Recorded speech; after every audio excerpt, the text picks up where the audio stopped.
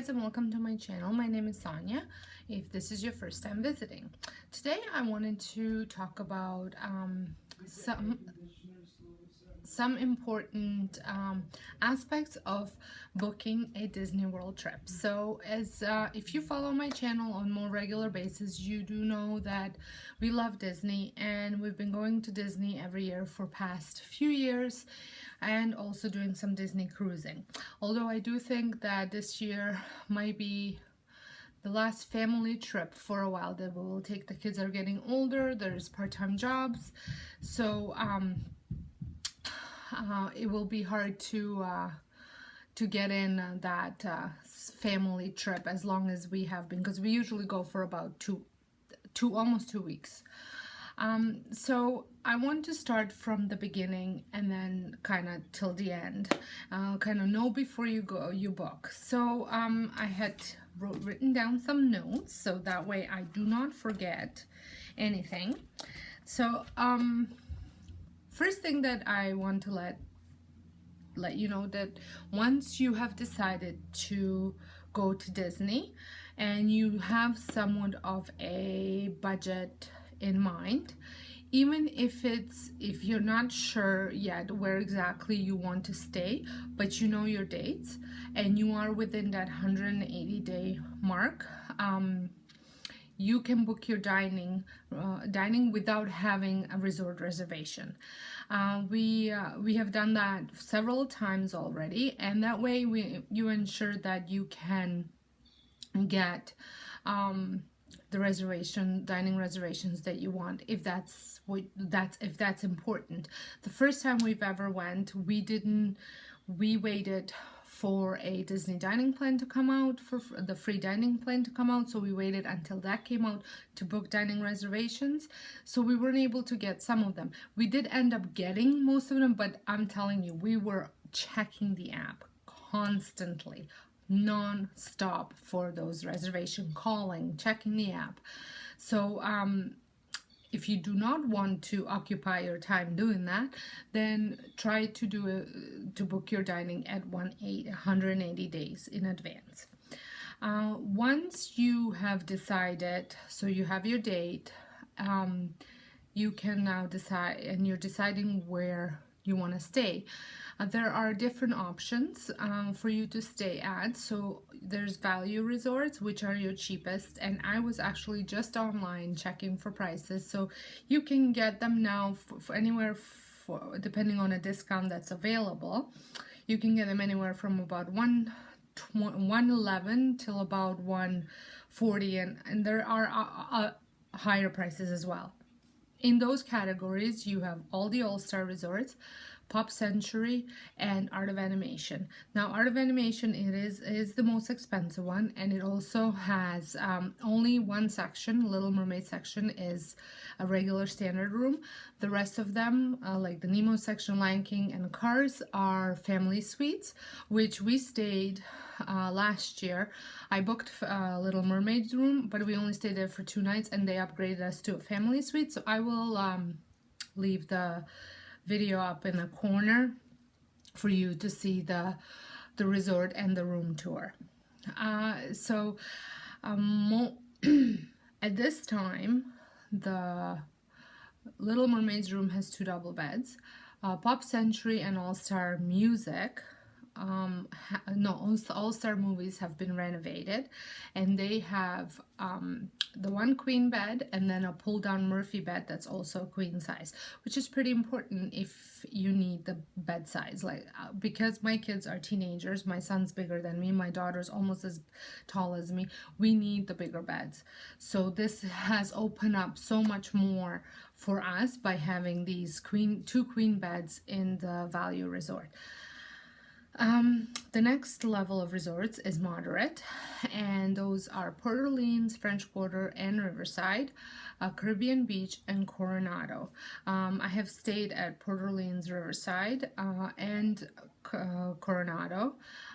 This year I will be staying at Caribbean and at French Quarter, so I will be sharing the room tours and all that at a later date. These all have queen beds unless you're staying at a Caribbean beach, the Pirates room, which is a themed pirate room. They have 2 double beds. The Port Orleans Riverside's room that are the princess rooms, they have queen beds, but they don't have the pull down bed. At Port Orleans Riverside, there are options at the other sections, like the Alligator Bayou section, that you can sleep up to 5 people in one room.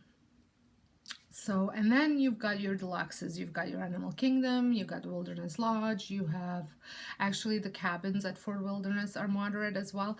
And those sleep up to, I think, well, they have a Murphy bed, pull down Murphy bed, they have a queen bed, and then they have bunk beds. They also have a full kitchen. So if you have a larger family for a smaller budget, you can they are comparable in price to the family suites at Art of Animation, give or take. Sometimes they're a lot more money, but sometimes they're pretty close, depending on when you're going and the discounts available. So going back to deluxes, you've got your Animal Kingdom, you've got Wilderness Lodge, and you've got Grand Floridian, Contemporary, Poly, Beach Club, Boardwalk, Yacht Club. I think I have named them all. And they all have queen beds. If you're looking for the 2 beds, they also have king rooms, but they're very limited.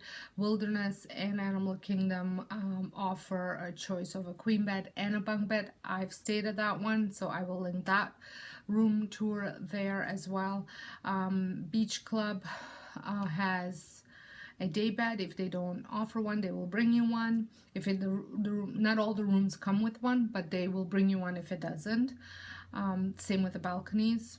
I love Beach Club. It is my favorite, but I love balconies, but not all of their rooms have a full-size balcony. Some of them have a Juliet balcony. Same with the Poly and Grand Floridian and Contemporary both have the day beds as well, so 5 people can sleep. That's an option as well. Contemporary is within walking distance to Magic Kingdom. Boardwalk, Yacht Club, and Beach Club are literally next door to Epcot, and you can also walk or take a boat to Hollywood Studios. We usually go walk because I don't like the boats. They're very stuffy and hot. I'd rather be hot and walking.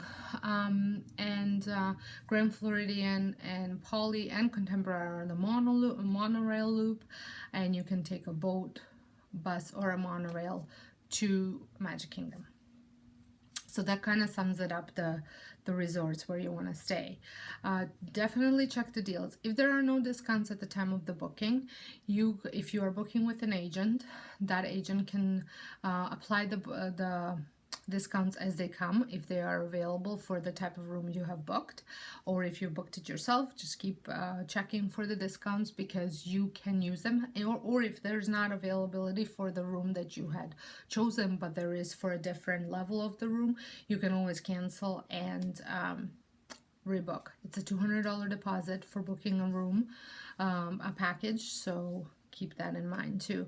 If you're looking for free meal plan, that's another thing that you can add if it comes up during your travel time and it's available for the type of room you booked. Again, you can rebook it, but you have to be on top of these things or work with an agent that is on top of those things. Then when you get closer to 60 days, make a daily plan, schedules, write out your schedule, pick where you want to go. So if you have booked those dining reservations, work with that. We always get a hopper pass. We do one park in the morning, get the fast passes, then we have a break in the afternoon at the hotel, enjoy the pool, enjoy the hotel amenities, and then we finish our evenings with an extra magic hours at the park that has the extra magic hours. Not always do they have extra magic hours, but most of the time one will have, or there's an option, or for not an option, but you can also do Disney Springs as well. I prefer Disney Springs in the evening versus the morning. That's just me. And then once you have your schedule down, pick your when it's fast pass day, it's a 7 a.m. Eastern time. Yes. And then you get on there and you book them. I always say book the hard ones that you want for later of your trip. So if you're staying Sunday to Sunday and you really want to do flight of passage, like you're set, pick your day, Animal Kingdom Day, to be Thursday for that, because everybody goes first thing, they go for that. So if you're looking further, it's easier to get it. Same with the Slinky Dog right now, because those are busier ones. I don't think there's anything available for Star Wars yet, so those can be booked. But figure out what you want to do, what's important to you to do, and which ones you have to do it. Just because I like flight of passage, you might not, so that might not be an important one. Maybe your important one will be meet and greet with the princesses as the most important one. Whichever one is the most important, pick those first and then work backwards, kind of thing. So that's my advice as far as the fast passes go. I like to book my fast passes in the morning, so I'm done by like 2 o'clock, so that way I can have more opportunities to book the next one, because the later at night, the later in the day you book them, the chances of any other fast passes being available becomes slimmer. And then things that I would advise you to pack for your trip is sunscreen. You can buy all this stuff there, but you will pay. If you like chewing gum, bring gum, because they don't sell it anywhere. If you we're from Canada, and we sell, there's a thing called Body Glide. Let me see if I have it right here. Actually, this is what it looks like, and it's anti-blistering and chafing. No matter whether you're skinny or you're heavy, if you go to Florida in summertime or any other time pretty much outside of January, February, March, you sweat, and you sweat in places you've never sweat. Things rub that never rubbed before. This is a lifesaver. Glide it on area that you feel first touch of rubbing, you glide it on and you're golden. You don't want to be chafing, have anything chafing, because that'll ruin your trip for sure. So I'm sure there's other brands out there that do the similar thing. You just have to do your research to find it.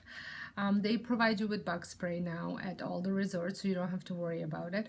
I bring Brita water bottles because I get my free ice water at all the at most quick service locations. So I don't buy water because I get free one, and I have my Brita water bottle with a filter in it in case if Florida water bothers you. Some people say it has a certain smell and a taste. This helps with that.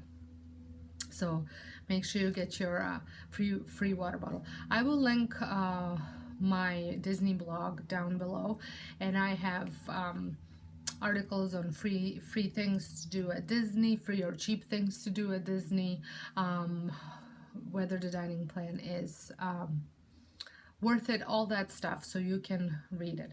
So these are, for me, I think one of the most